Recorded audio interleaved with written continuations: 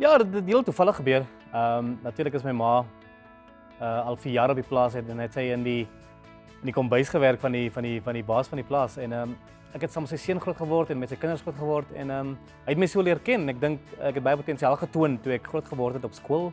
Baie sport gedoen, rugby gespeel, atletiek, sokker, cricket, you name it. En toe ek matriek kom roep het nou vir my in as 'n kantoor toe en hy vra ek moet besluit wat ek wil doen en toe sê ek vir my ek weet nie wat om te doen nie want ek bedoel my ma kon my nie universiteit toe stuur en toe sê meneer Toy maar hoor jou maat ek gaan vir jou universiteit toe stuur as jy slaag hoef jy nie geld terug te betaal nie en maar as jy dryp gaan jy moet terug plaas toe kom en die geld terugbetaal. So dit was my groot motivering geweest en ja die res is geskiedenis. Ja, rugby was altyd my eerste liefde geweest.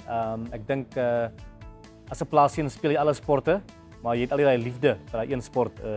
En omdat ek van die rugby gemeenskap afkom, het ek altyd rugby, jy weet, bewonder. Alhoewel ek beter gedoen het in atletiek, het ek altyd rugby speel. Maar ek stel in Bos toe gaan, het ek moet besef dat ek die kans gaan kry om te kompeteer met die maatie oukies nie. En heeltemal per toeval gebeur dat ek eendag vir my koshuisspan speel en toe word ek opgeroep na die maaties proewe toe vir die onder 19 span en ek was soos in die 8ste span. En van daar af het dinge vir my begin gebeur. So dit was 'n groot geleentheid in my loopbaan. En ek kon nie glo die omstandighede op Stellenbosch Koetsenburg. Dit was soos 'n paradys vir my geweest. Die velde was so mooi en die gimnasiums was wonderlik geweest.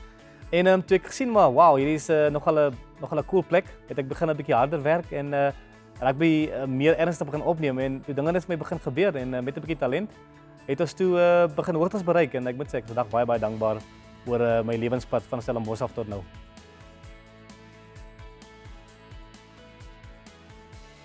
Ja, dit is nogal belangrik om nederig te bly. Hou jou voet op die grond soos die mense sê.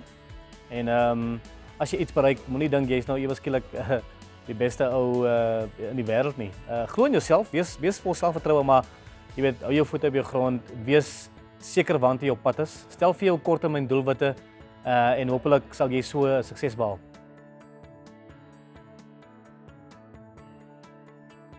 Ja, dit is altyd moeilik want daar's soveel kinders in Suid-Afrika wat bokke wil word of vir die Bulle of vir die WP of die Stormers wil speel. Jy gaan 'n bietjie ekstra hard moet werk, jy gaan 'n bietjie meer ambisieus moet wees. Jy gaan 'n bietjie meer doelgerig wees, meer dissipline hê, meer opofferinge maak. Almal het talent.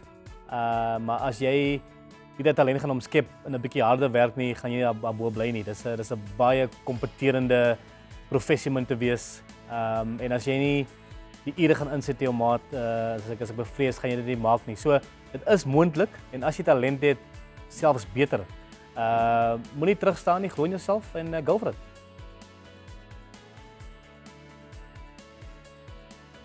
Ja, sjoe, rugby is 'n fisieke sport, daar word baie kontak gemaak.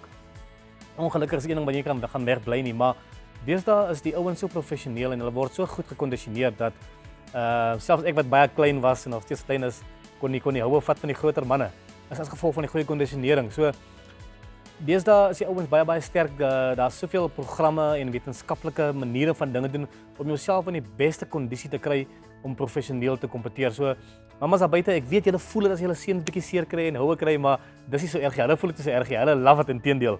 So bly julle ondersteun. Dis al wat ons vra.